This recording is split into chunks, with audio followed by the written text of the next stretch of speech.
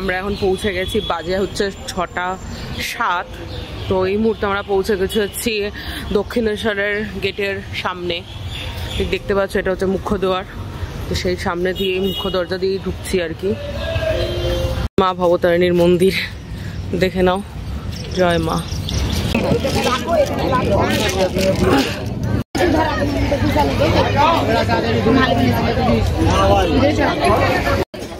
আমাদের ফাইনালি স্নান হয়ে গেছে, মায়ের পুজো হচ্ছে এখন। আর রাত তো স্নান থেকে উঠতেই চাইছিল না।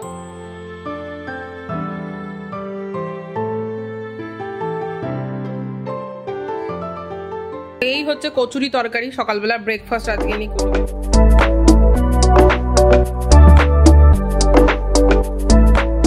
So hey guys, very good morning to you. অনেকদিন পরে গুড মর্নিং বলার সুযোগ পেয়েছি। And it's really morning. মানে এখন বাজে বোধহয় 5:30 ইন দ্য মর্নিং। আর থার্সডে। তো আজকে আমরা সকাল সকাল যাচ্ছি একটু দক্ষিণেশ্বরে। তো ভূতের খোকা, তোমার মর্নিং হয়েছে? কোনো কথাই বলছে না, সাইলেন্টলি দাঁড়িয়ে আছে। তো আমরা যাচ্ছি একটু দক্ষিণেশ্বরে। মা আর আমরা সবাই মিলে গঙ্গা স্নান করব, করে একটু পুজো দিয়ে তারপর আসবো। এই হচ্ছে আমাদের প্ল্যানিং। আমাদের আরেকটা প্ল্যানিংও ছিল আদ্যাপীঠ মন্দিরে সকাল সকাল আরতি দেখা 4টের সময় না 4:30 সময় যেটা শুরু হয়। তো সেটা করতে পারিনি, কালকে আস্তে আস্তে অনেক লেট হয়ে গেছিলো। তো যাই হোক, আমি কালকের ড্রেসটাই পরে নিয়েছি, এটা পরে স্নান করব। আর ভালো ফ্রেশ ড্রেস নিয়ে নিয়েছি পুজো দেওয়ার জন্য, সেটা পরে নেবো এর জন্য সেম। ঠিক আছে। তো এ তো এখনও মনে হচ্ছে দাঁড়িয়ে দাঁড়িয়েই ঘুমোচ্ছে। তো 5:30 মানে অনেক বছর পরে আমাদের কাছে সত্যিই মর্নিং, এটা লিটারেলি মর্নিং। আর এর থেকেও আগে ওঠাটা ট্রাই করতে হবে। তো যাই হোক, চলো আগে আগে দেখাবো কি কি করছি। একটু মুখটা খোলো বাবা। ঠিক আছে, মুখ খোলা। চলো। ভাড়া দিয়ে যাবেন কিন্তু, ভাড়া দিয়ে নামবেন, ঠিক আছে? গুড মর্নিং বলো। মর্নিং জোর করে বলো কি? হ্যাঁ, জোর করেই বলতে হবে। আমার মর্নিং। তো আমরা বাবার গাড়িতে করে দৌড়াচ্ছি, যাচ্ছি আর কি। বাবার গাড়িতে করে আবার ভাইটা, এই হচ্ছে সকাল সকাল যাওয়া যেতে পারে।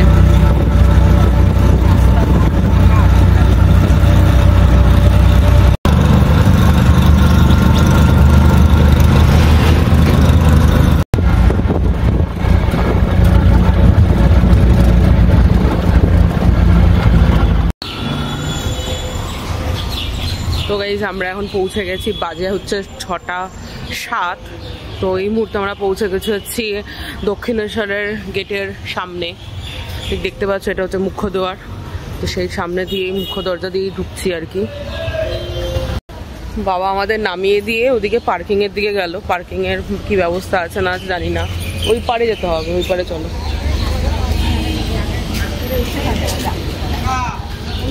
এটা হচ্ছে ভবতারিণী ফেরিঘাট। এখান থেকেই জেটিগুলো ছাড়ে। এখানে কিছু দোকানপাটও আছে।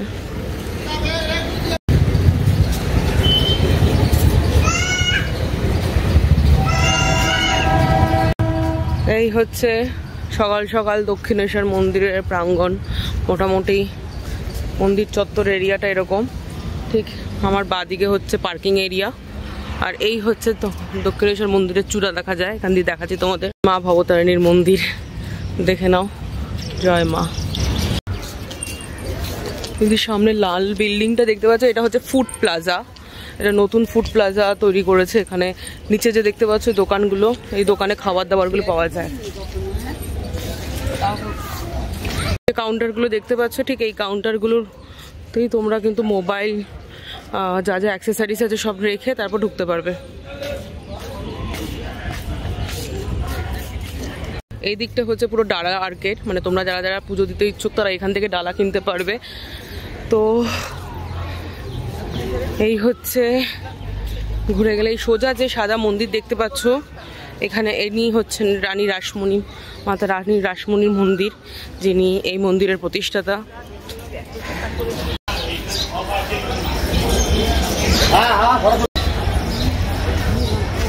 এই দেখা যায় হচ্ছে আমাদের হুগলি ব্রিজ। এটা হুগলি ব্রিজ তো বলে?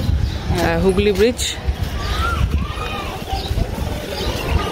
আর এই হচ্ছে 12 শিবের লিঙ্গ, শিব মন্দির, 12 শিব মন্দির।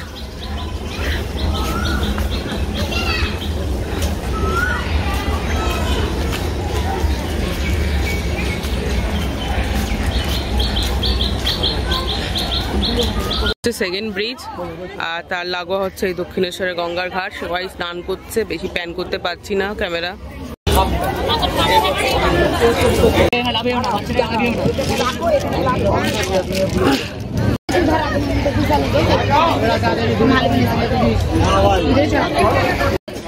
আমাদের ফাইনালি স্নান হয়ে গেছে, মায়ের পুজো হচ্ছে এখন। আর রাত তো স্নান থেকে উঠতেই চাইছিল না, রাত বলছিল আজকে মোটামুটি আরো আধা ঘন্টা স্নান করে, মা পুজো হয়ে গেলে একটু বসো আধা ঘন্টা, তো স্নান করে নেবে আরো আধা ঘন্টা।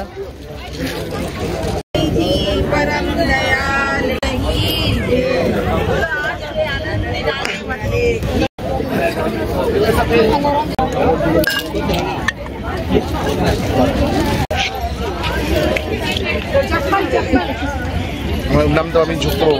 श्री गंगा माता की जय हो। माता गंगा।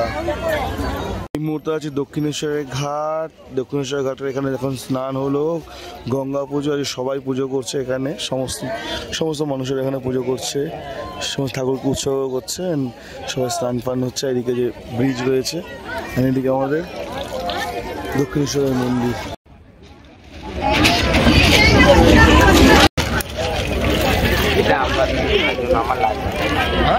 ও তাও তো টাকা দেওয়া আছে।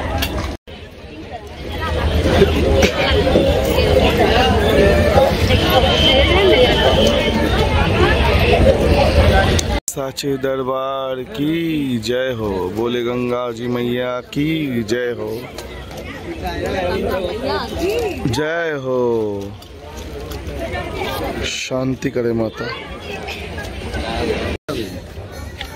बोलो। सुबह सुबह नहा के दिल गार्डन गार्डन हो गया रे बाबा, আজ উঠতেই চাইছিল না গঙ্গা স্নান করতে নেবে। ভালো হতো। চলে হেঁটে হেঁটে কথা বলি না তো, এগিয়ে বাবা চিল্লাবে। বাবা আর অলরেডি টাইম হয়ে গেছে বেরোনোর কাজের জন্য, তো বাবা বলছে তাড়াতাড়ি আসতে, কারণ আমাদের একটু স্নান করতেই নিয়ে এসেছিল। আজকে পুজো দেওয়াটা সম্ভব হবে না এখানে, অন্য জায়গায় পুজো মা দিয়ে দেবে, আর গঙ্গা পুজো মা দিল। আর এছাড়া যেটা হচ্ছে সেটা বলছে তারা, এই রামকৃষ্ণদেবের নাট মন্দিরে মা পুজোটা দিয়ে আসুক।